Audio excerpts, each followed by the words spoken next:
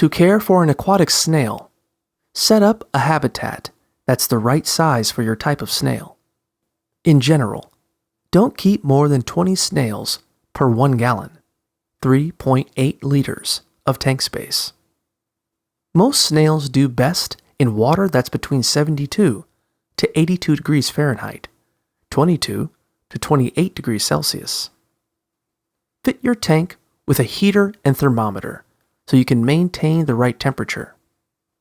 Cover the bottom of the tank with 1 to 2 inches, 2.5 to 5 centimeters of sand or gravel substrate, and add some aquatic plants for the snails to graze on. If you fill your tank with tap water, let the water sit for 24 hours before putting it in the tank to allow the chlorine to evaporate out.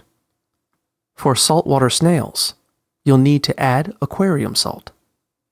Most snails will eat algae that grows naturally in the tank, but you may need to supplement their diet with algae wafers.